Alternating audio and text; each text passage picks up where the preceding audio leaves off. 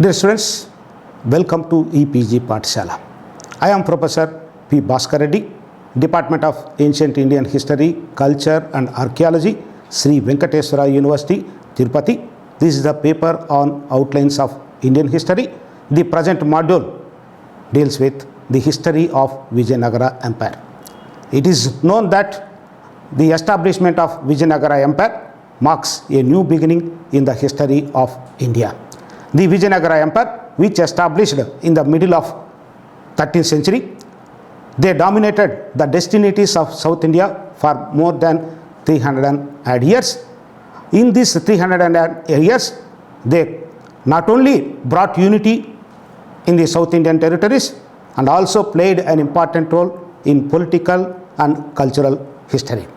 Politically, they not only get the balance in South Indian territories, at the same time they checked the rising powers of Bahmanis and Portuguese in the same period.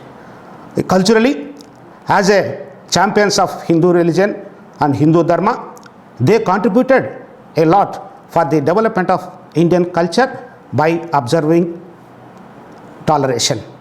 By the end of this module, you will be able to learn about the Vijayanagara Empire, the topics like to trace the relative importance of the different theories of its origin, to understand what political circumstances different dynasties came to power in Vijayanagara kingdom, to know the achievements of prominent Vijayanagara rulers and their contribution, to know the relations of the Vijayanagara rulers with the Bahmani, Reddy, Gajapati dynasties of contemporary age, to understand the administrative procedure, social and economic conditions of the period, and also to study the developments in literature, art and architecture.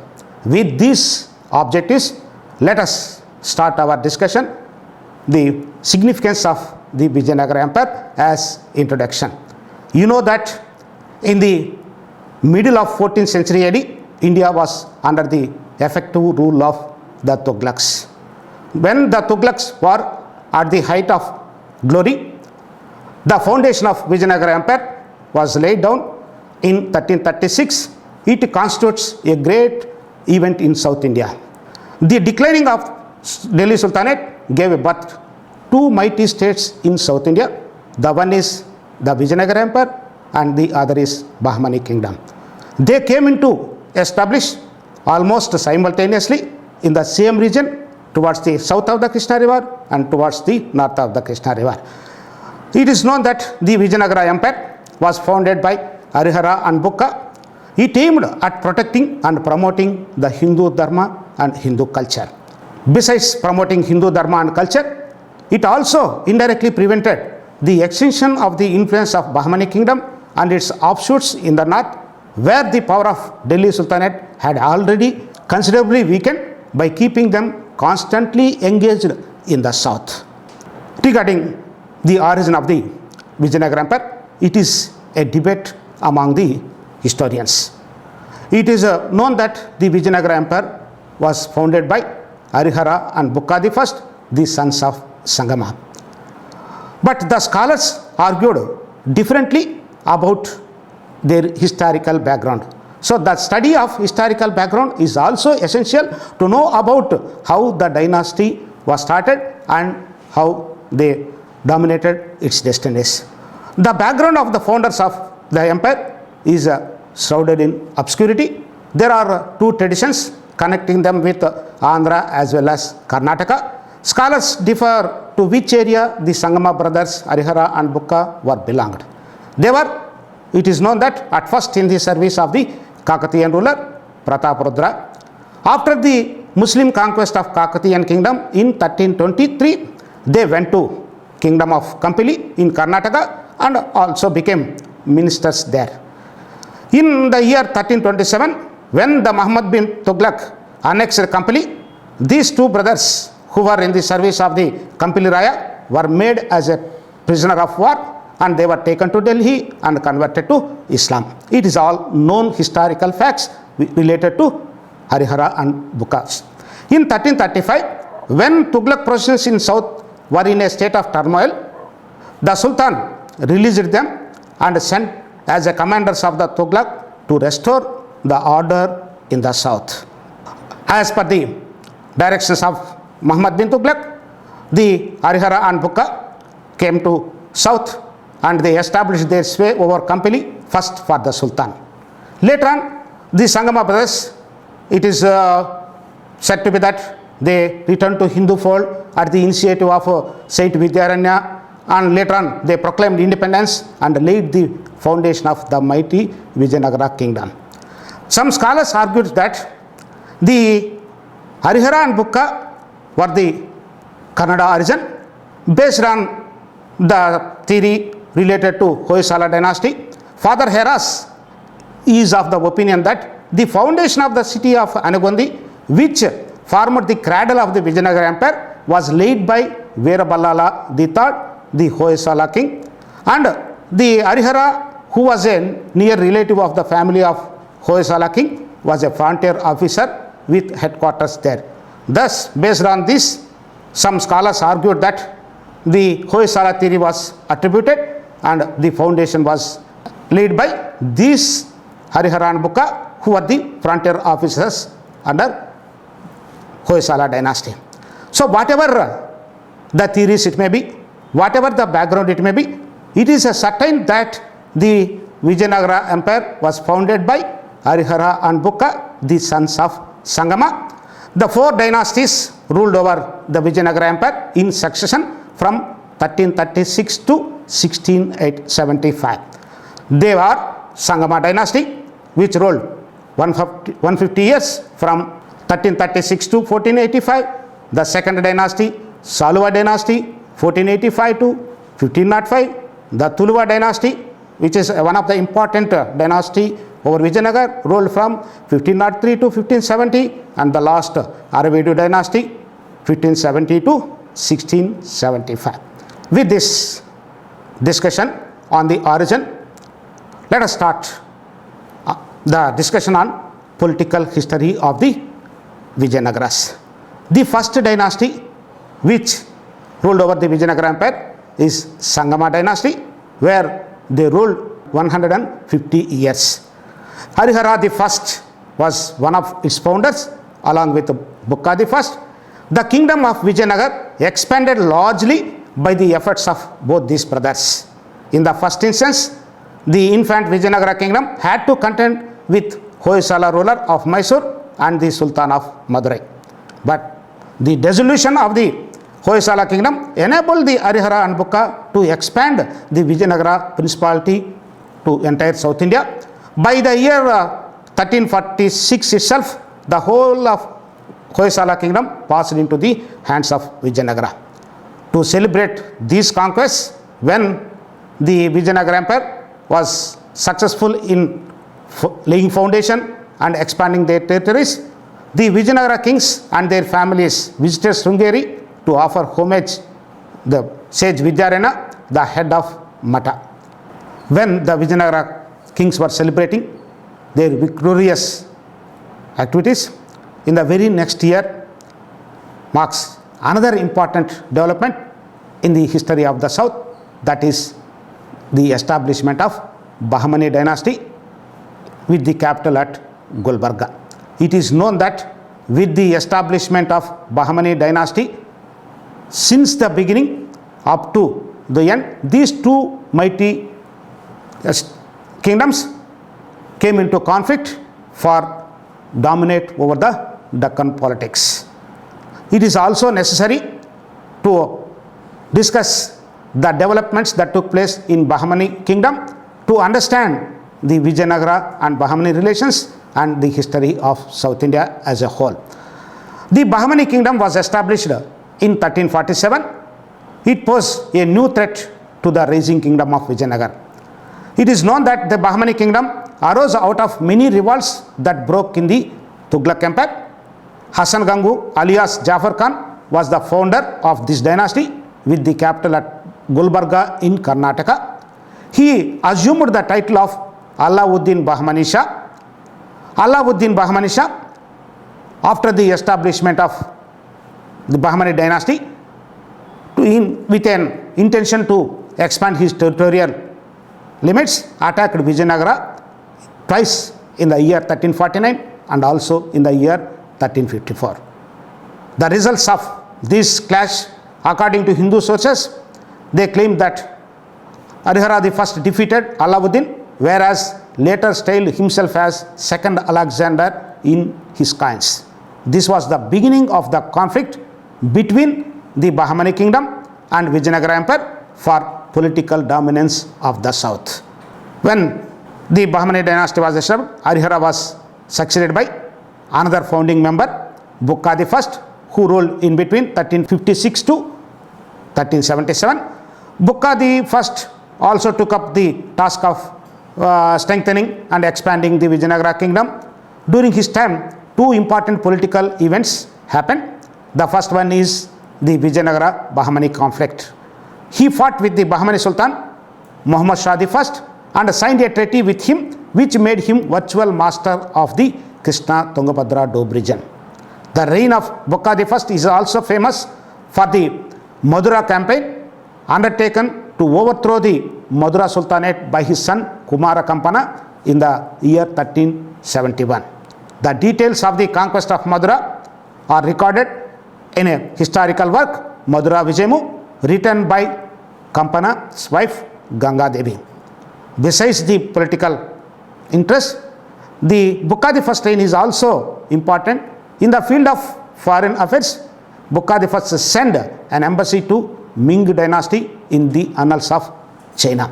Thus, the Harihara I and also Bukka I, who were the founders of the Vijayanagara Empire, they laid a strong foundation for the Vijayanagara Empire, which it paved the way for the successful rule of 300 and half centuries.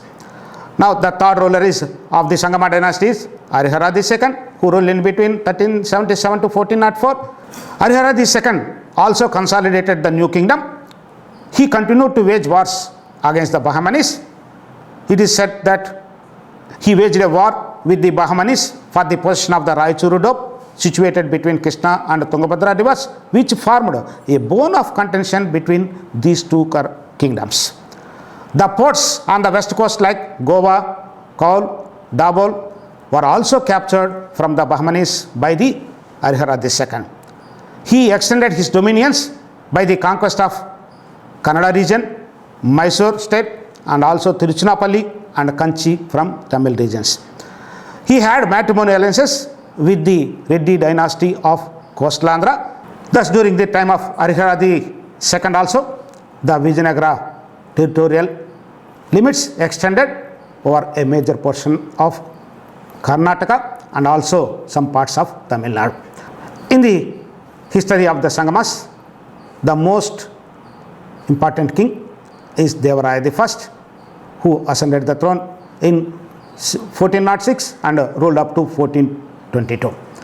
He was an important king. Tajuddin Firoz Shah was the contemporary of the Bahmani dynasty. He was also a greatest of the Bahmani sultans. Both fought a war and ultimately Firoz scored a victory in the initial stages. Later on, Devaraya I at a later date inflicted a crushing defeat on Firoz Shah and annexed the entire territory up to the mouth of Krishna river.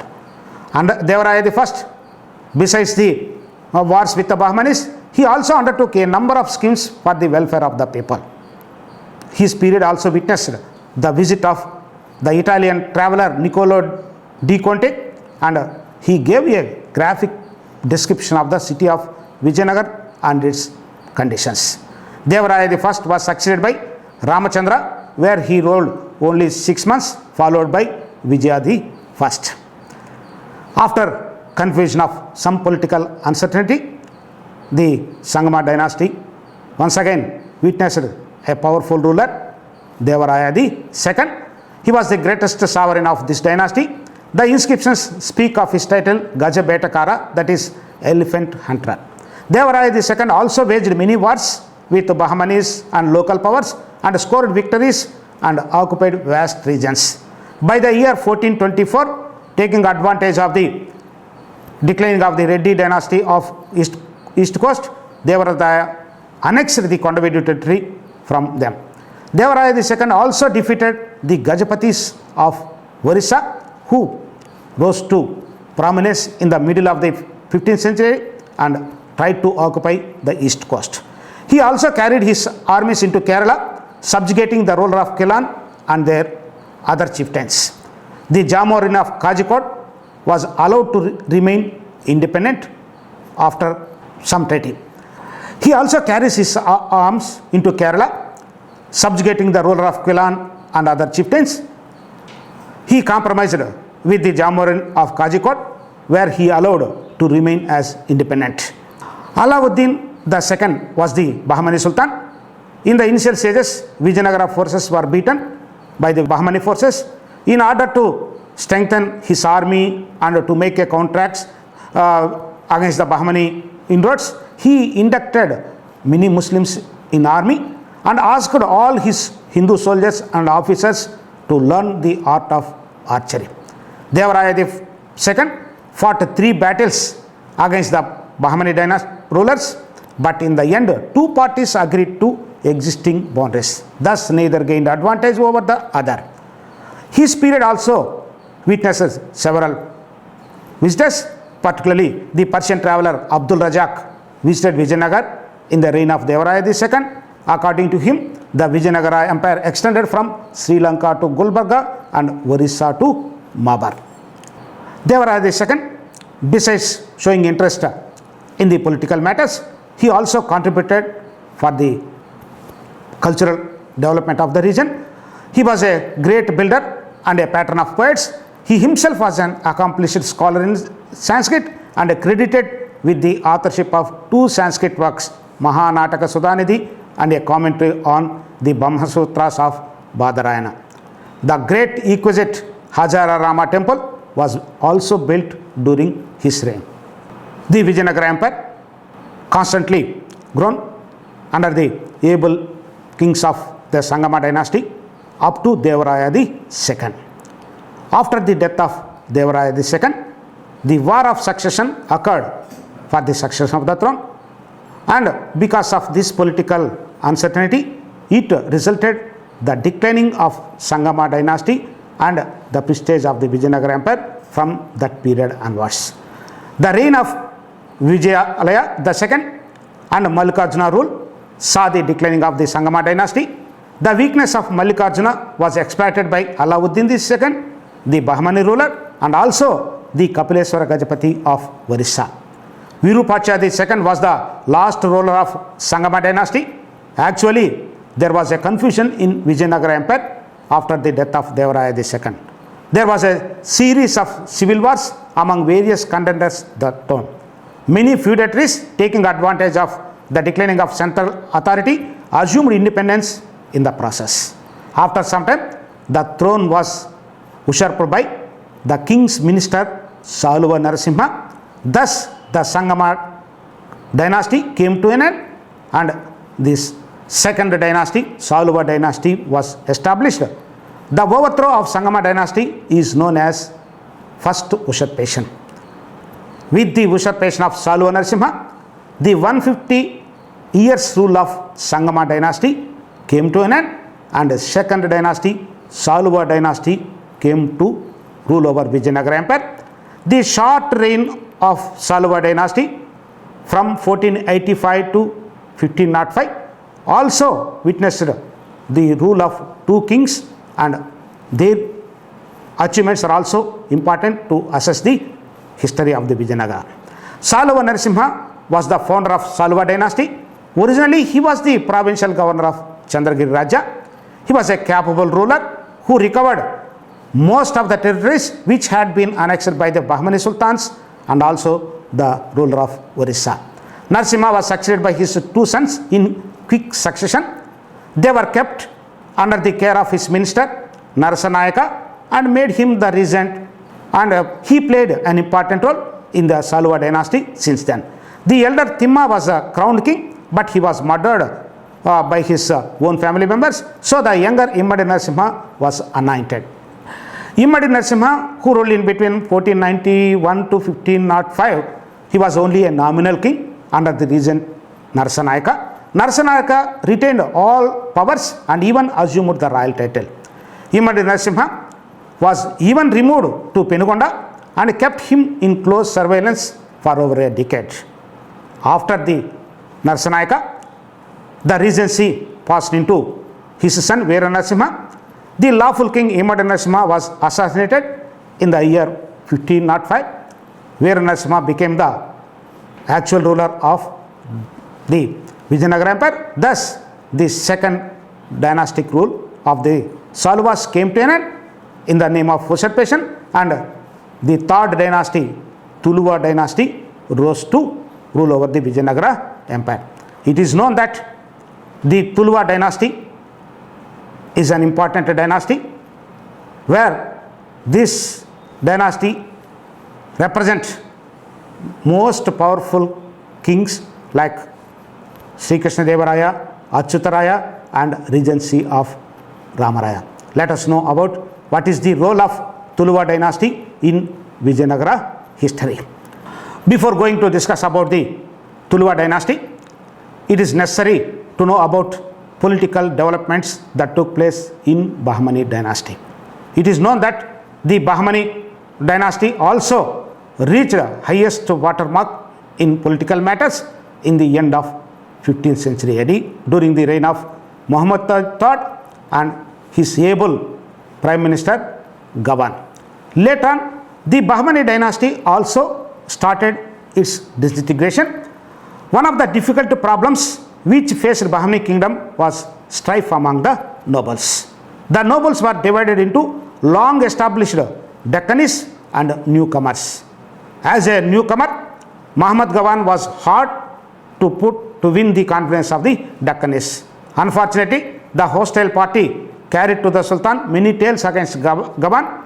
The result was that the innocent Gawan was executed in the year 1482. The party strife now even more intense and the governors became independent.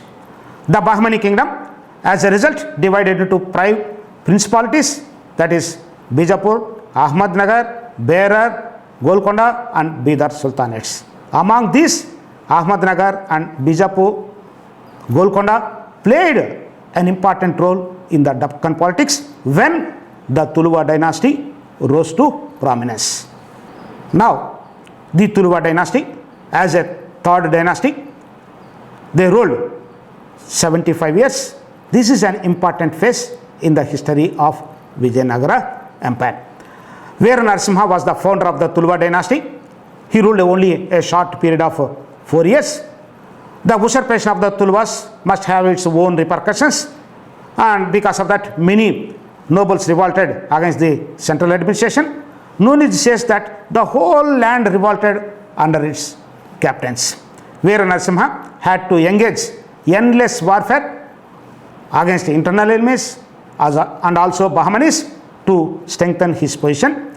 However, he maintained cordial relations with the Portuguese who already came to south and established their factories with an intention of getting the supplying of horses to make his cavalry wing strong.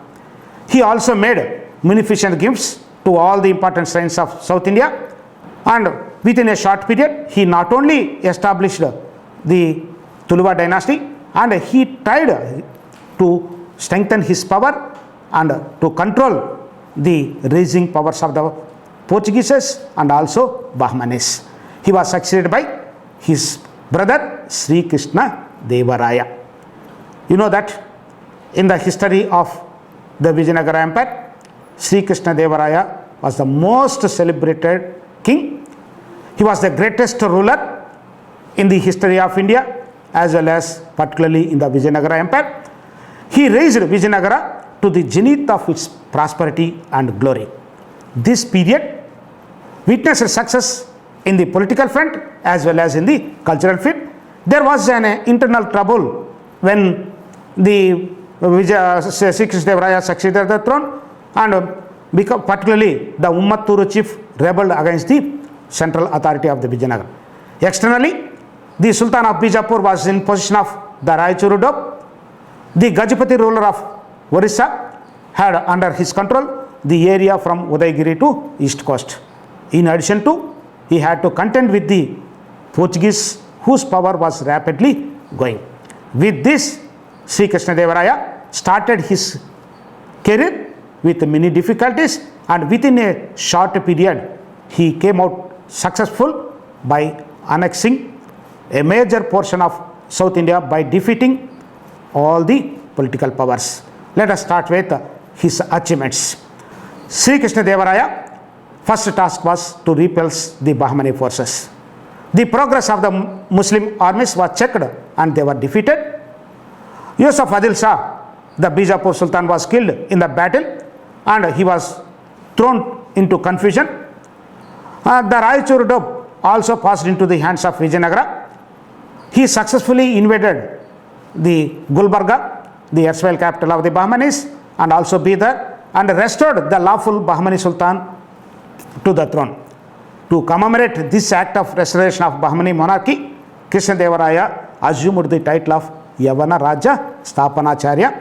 The restoration of Bahmani kingdom, it was an act of statesmanship as the polity under the Vijayanagara kings.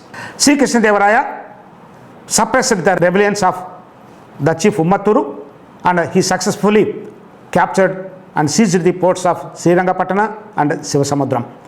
His next campaign was against Prataprudra Gajapati of Orissa. It was almost a 7-year war, and finally compelled Prataprudra to restore the Vijayanagara, all the territories up to the river Krishna, and also concluded with matrimonial alliance. Sri Krishnadevaraya also defeated the Golconda Sultan and occupied many forts in Telangana region. When Sri Krishnadevaraya busy with his East Coast campaigns, Yusuf Adil Shah's son Ismail Adil Shah recaptured Raichur, and this was the reason for the second conflict with the Bijapur ruler and Sri Krishnadevaraya. In the year 1520, according to Ferista, a big battle was fought on the banks of Krishna, in which the Sultan was defeated and Raichur was captured. He maintained a friendly relations with the Portuguese who had made their settlements in seacoast.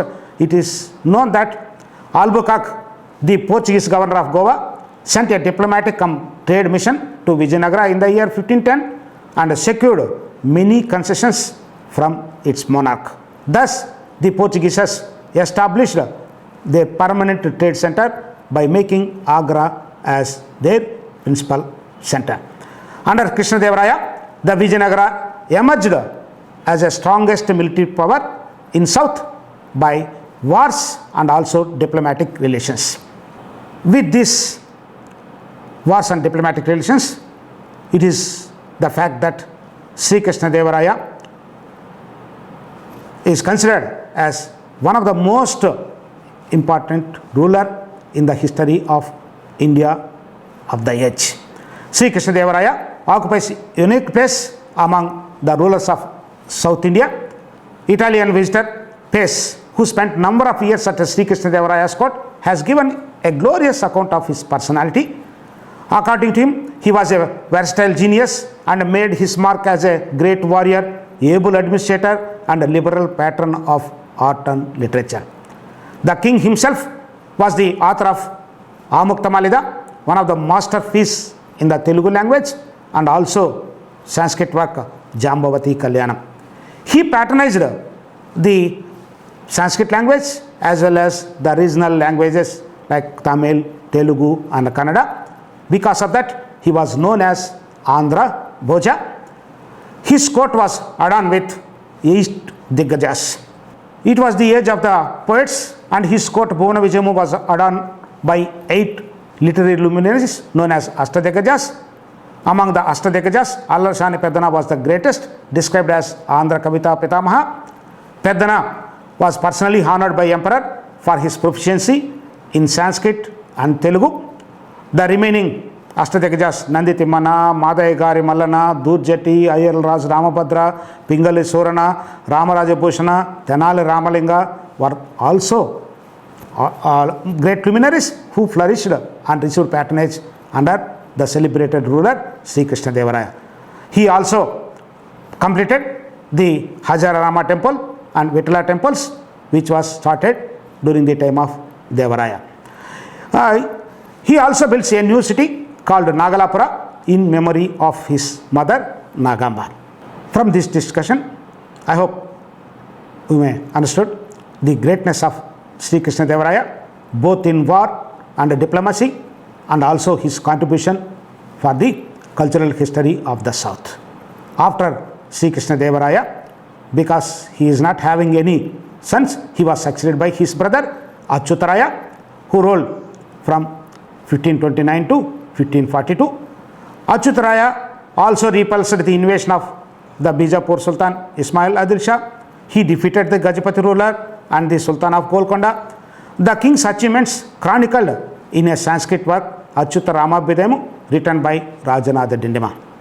Achyuta was succeeded by his son Venkata I, who ruled for just 6 months, and he was succeeded by Sadasivaraya. After Achyutaraya, he was succeeded by Sadasivaraya, who ruled in between 1542 to 70.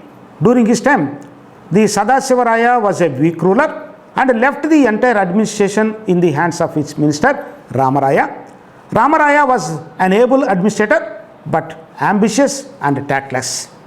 Ramaraya, to increase his popularity and power, he adopted every measure to improve his position and power.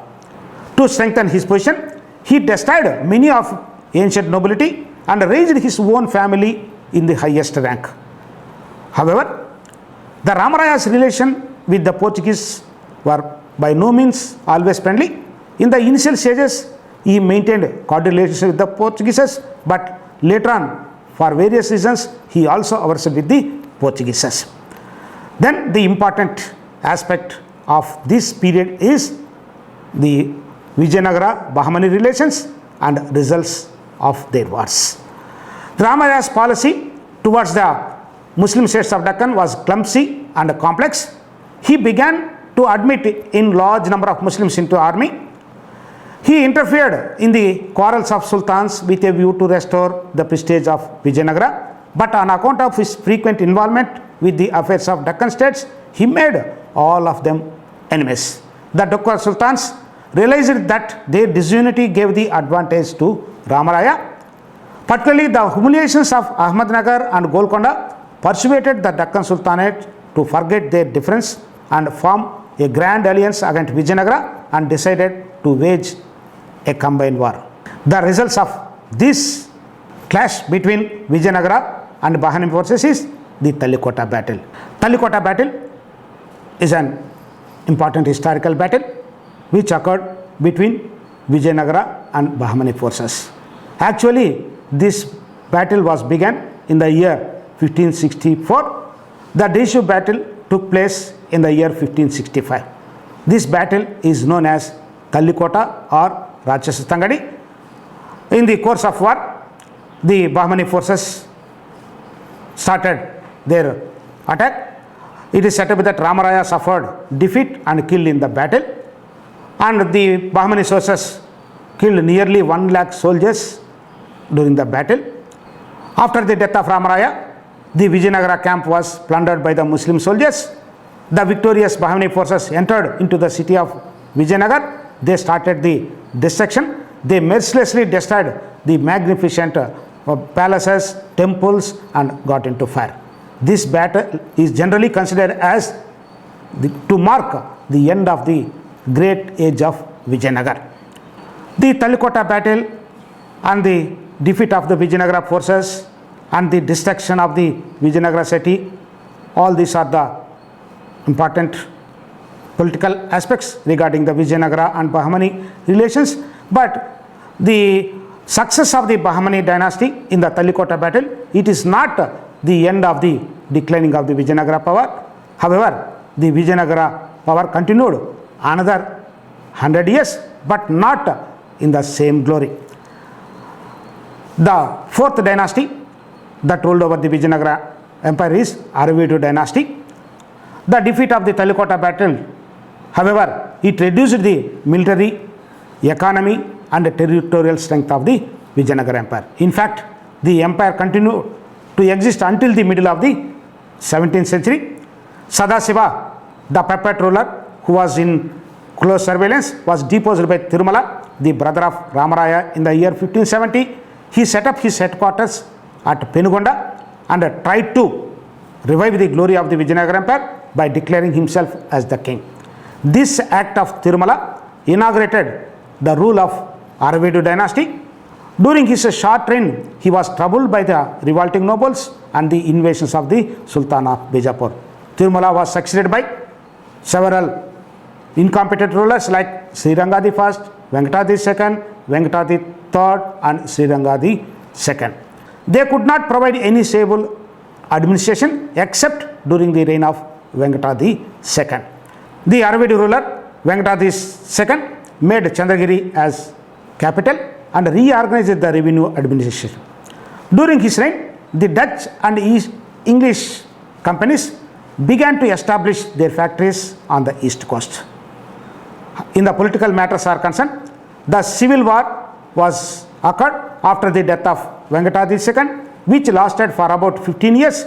It provided an opportunity to the Muslim rulers of Bijapur and Golconda, ultimately sapped the strength of the Vijayanagara Empire.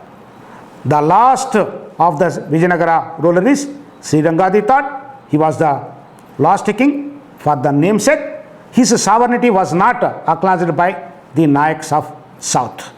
Taking advantage of the weakness of the central government, their subordinates such as the Nayaks of Tanjavur, Madura, Jinji and several others declared their independence. Thus, the Vijayanagara Empire, which began in 1336, the Vijayanagara rulers, after its establishment, they brought a major portion of South India under their control. At the same time, they also checked the rising new powers of the Bahmani Sultanates and also the Portuguese. Besides political aspects, the Vijayanagara contribution to cultural history is also immense and everlasting. Now we shall look into what they contributed for the Indian culture. The Vijayanagara rulers not only showed interest in the expansion of their territories and equal attention showed in producing a systematic administration, which Vijayanagara polity is having many unique features. They established an administrative system which was suitable to the needs of those times, respecting the traditional systems. Their polity characterized by strong center with a scheme of decentralization. In theory and practice, monarchy was the main characteristic feature of Vijayanagara polity.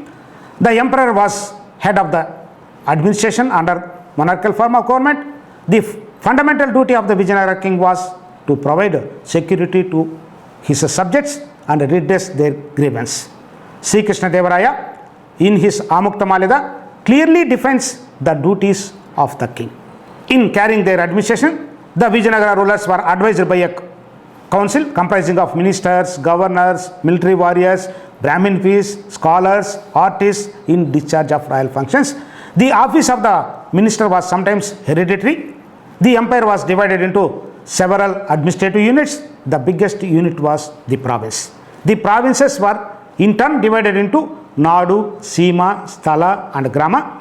The village was the basic unit of administration. Reddy was the in charge of law and order, whereas Karanam had to keep the detailed account of the village land.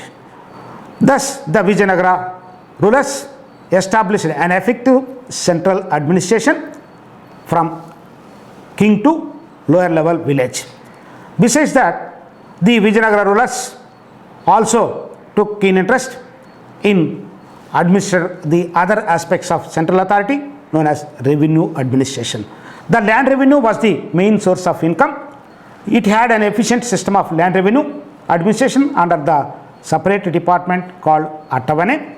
They took considerable interest in the development of irrigational facilities and agriculture. In addition to the land revenue, the state used it to collect various taxes like grazing tax, marriage tax, tax on gardens, mines, professional taxes, custom duties, tolls, etc.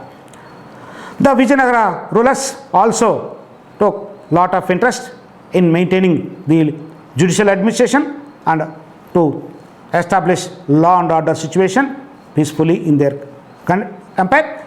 Abdul Razak, one of the traveler, gives some interesting information regarding the judicial administration. In this, the king was the highest court of appeal. In all important cases, his word was final. The administration of criminal law was very severe. Regarding the punishments, theft, adultery and treason were punished with death and mutilation of limbs. Whereas in the lower level also they established a systematic judicial administration. The Nayaks and Gondas were empowered to settle the cases in their respective jurisdiction. Sometimes the disputes were also settled by the state officials with the cooperation of the local bodies like village panchayats and guilds. It is known that the Vijayanagara rulers waged many wars both locally as well as externally to control the rising powers of the south. To meet this war contingency, they took lot of interest in maintaining a good army which was strengthened in several stages by following different policies. The military organization was under the control of department called Kandachari. It was kept under the control of Dandanayaka or the commander-in-chief. They took sufficient care in maintaining not only strong and efficient army. The army of the Vijayanagara age consisted of infantry, cavalry, elephantry, camels and artillery. To strengthen their cavalry, hybrid horses were procured from the foreign countries and traders. The army was trained by the foreigners like Arabs, Portuguese and the Italians. In the maintenance of army organization, fortress played a large part in the defense organization. Another important aspect of their military organization was the Nayankara system, which became popular in South India in Vijayanagara age. Besides establishing an effective administrative system, the Vijayanagara rulers, as a champions of Hindu Dharma, they also took keen interest in promoting the social institutions and religious institutions of the age.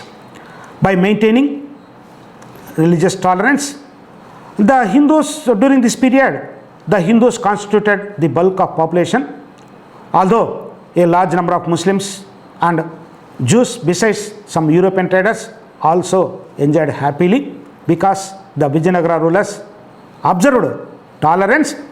Regarding the society of the south is concerned, the traditional fourfold division of society continued without any changes. The kings of the age tried their best to preserve the Varna system. The foreign travelers left vivid accounts on the splendor of the Vijayanagara buildings and luxurious social life in the city of Vijayanagara. Particularly, Pace, one of the visitors, mentions of the beautiful houses of rich and also large number of household servants who are working in aristocracy families. The age is also famous for perfumes, flowers and ornaments which were available plenty like air and water in Vijayanagara city, Hampi. The important feature of the social life was spending their peaceful life in the celebration of several festivals and amusements. It is known that dance, music, wrestling, gambling and cockfights were some of the amusements. The women occupied highest position in the society. They took leading part in the social, political and religious life. It is known that some of the women were also learned, where they authored several works of eminence in Sanskrit as well as regional languages. According to Nunez, a large number of women were employed in royal palaces as dancers and domestic servants. According to Nunez, a large number of women were employed in royal palaces as dancers and domestic servants. As a result, the Devadasi system was an important social institution, existed, and it became one of the important feature of the medieval society. The child marriages were common, big dowries were demanded at the time of marriage, sati system was also in vogue and it was sanctioned by the Brahmanas.